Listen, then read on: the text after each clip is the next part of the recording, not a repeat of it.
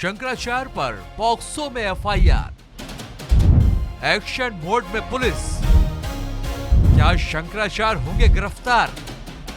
शंकराचार्य को बदनाम करने की साजिश। नमस्कार, आप देख रहे हैं श्री दिशा भक्ति और मैं राजेश सोनी। साथियों, आज हम आपको शंकराचार्य पर यौन शोषण मामले की पूरी आसान और विस्तार से जानकारी देने वाले हैं, ताकि आप खुद तय कर सकें कि आखिर मामला क्या है। इसे गिरफ्तारी की कार्यवाही करें तो वो भी, हम तो पुलिस का कोई विरोध नहीं करेंगे, हम उसका सहयोग करेंगे। वो जो करेंगे जनता तो सब देख रही। देखिए, 3 कोर्ट है हमारे लिए, एक निचली कोर्ट है, एक मिडिल कोर्ट है और एक हाई कोर्ट, सुप्रीम कोर्ट है। तो जो निचली कोर्ट है वो जनता है, जो मिडिल कोर्ट है, हाई कोर्ट, वो हमारा हृदय है, और तीसरे ईश्वर है, सुप्रीम कोर्ट। वो भी देख रहा है कि कौन गलत है कौन सही है। चलिए तो आपको बताते हैं कि क्या है पूरा मामला। प्रयागराज में शंकराचार्य स्वामी अभिमुक्तेश्वरानंद के खिलाफ बच्चों से यौन शोषण के आरोप में एफआईआर दर्ज हुई। यह एफआईआर कोर्ट के आदेश पर झूसी थाने में दर्ज की गई। शिकायतकर्ता आशुतोष ब्रह्मचारी महाराज हैं, जिन्होंने 2 बच्चों को कोर्ट में पेश कर गंभीर आरोप लगाए हैं। और वहीं आप बताया गया है कि बच्चों के बयान कोर्ट में कैमरे के सामने दर्ज किए गए। एफआईआर में स्वामी अभिमुक्तेश्वरानंद, उनके शिष्य मुकुंदानंद और 2-3 अज्ञात लोगों के खिलाफ एफआईआर दर्ज हुई है। पुलिस की कार्रवाई। अब पुलिस ने मामले को लेकर जांच तेज कर दी है। सूत्रों के मुताबिक प्रयागराज पुलिस की टीम वाराणसी के लिए रवाना हो गई है। पुलिस ने शिकायतकर्ता के साथ माघ मेला क्षेत्र का निरीक्षण किया, जहां आरोप है कि महाकुंभ 2025 और माघ मेला 2026 के दौरान बच्चों के साथ कथित शोषण हुआ। पुलिस ने शिविर के एंट्री एग्जिट पॉइंट, पीछे के रास्ते और आसपास के इलाकों का नक्शा भी तैयार किया है। यानी कि जांच अब सिर्फ कागजों तक सीमित नहीं, मौके पर जाकर पड़ताल भी की जा रही है। अब इस पूरे घटनाक्रम को लेकर स्वामी अभिमुक्तेश्वरानंद का बयान सामने आया। अब सवाल यह है कि खुद अभिमुक्तेश्वरानंद आखिर इस पूरे मामले को लेकर कह क्या रहे हैं। उन्होंने प्रेस कॉन्फ्रेंस की और इन सारे आरोपों को सिरे से खारिज किया। उन्होंने कहा कि दिन रात कैमरे हमारे ऊपर लगे हैं। जिन लड़कों के बयान करवाए गए हैं वो हमारे गुरुकुल के हैं ही नहीं। दिन रात आप लोगों का कैमरा हमारे ऊपर लगा हुआ था और उसमें कहना कि हम ये सब कर रहे थे, कितनी नीचता की बात है। और ये भ्रम फैलाया जा रहा है कि गुरुकुल में ये सब हो रहा है। हमारे गुरुकुल में जब वो लड़के कभी प्रविष्ट ही नहीं हुए, पढ़े ही नहीं, उनका हमारा कोई लेना देना ही नहीं है। वो हरदोई के विद्यालय के छात्र हैं, जैसा कि उनकी मार्कशीट जो मुकदमे में लगाई गई है उससे पता चला है। तो जब वो यहाँ पढ़ते नहीं हैं, लिखते नहीं हैं, आए नहीं हैं, गए नहीं हैं, यहाँ से कोई उनका लेना देना नहीं है, तो उनके साथ कैसे कोई कुछ कर सकता है।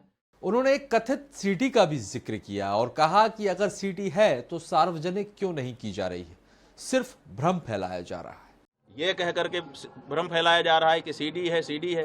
वो सीडी किस चीज़ की है, वो उसको क्यों नहीं सार्वजनिक किया जाता है। कहा जाता है कि बच्चों के साथ अन्याय हो रहा था और बच्चे जो है वो निकल करके गए, हमको आकर के उन्होंने बताया। जैसा कि देखिए, कोर्ट में क्या है हम नहीं बता रहे हैं, लेकिन जो सार्वजनिक रूप से आशुतोष ब्रह्मचारी ने कहा है उसके आधार पे हम आपको बता रहे हैं कि वो कह रहे हैं कि बच्चों ने आकर के हमको बताया कि हमारे साथ ये हो रहा है, और फिर सीडी भी लेके आए बच्चे। इसका मतलब बच्चे सीडी बना रहे थे।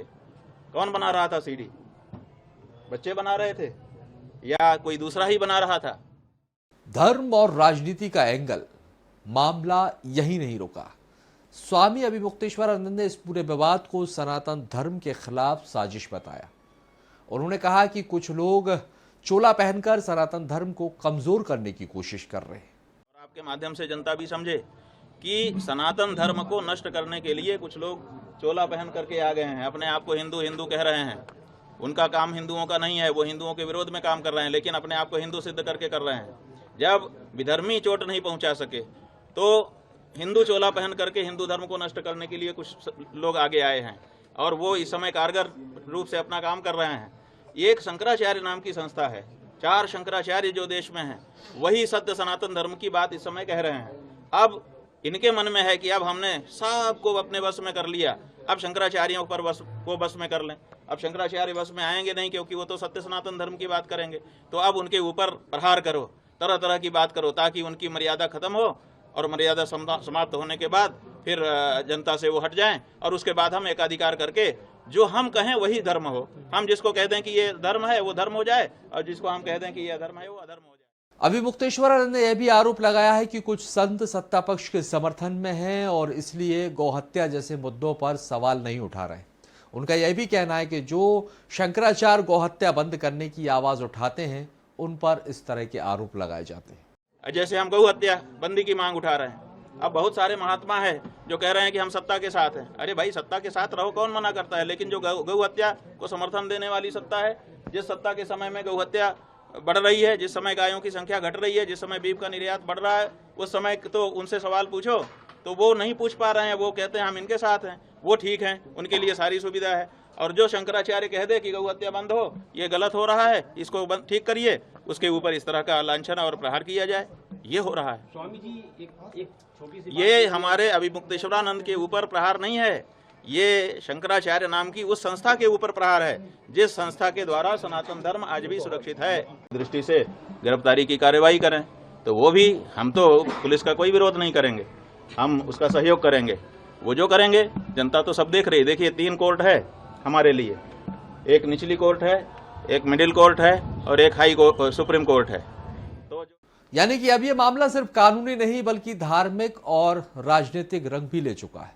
इस पूरे विवाद में एक और एंगल सामने आया। स्वामी अभिमुक्तेश्वरानंद और उनके समर्थकों ने शिकायतकर्ता आशुतोष ब्रह्मचारी पर ही आरोप लगाए कि वो हिस्ट्री शीटर है।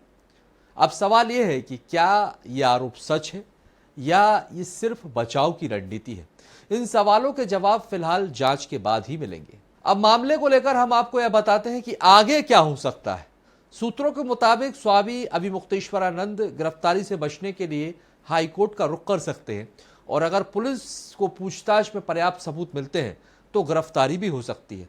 लेकिन याद रखिए, अभी ये सिर्फ आरोप हैं, अदालत में दोष सिद्ध होना अभी बाकी है। अब इस पूरे घटनाक्रम को लेकर हमारा सवाल आपसे है, क्या ये मामला साजिश है या जांच के बाद एक बड़ा खुलासा भी हो सकता है? क्या इस तरह के मामले में धर्म के रिटेक, क्या इस तरह के मामलों में धर्म को बीच में लाना सही है? अपनी राय हमें कमेंट्स बॉक्स में जरूर लिखिए। वीडियो को लाइक करें, शेयर करें और चैनल को सब्सक्राइब करना ना भूलें, क्योंकि हम आपको हर अपडेट सबसे पहले पहुंचाते हैं। धन्यवाद।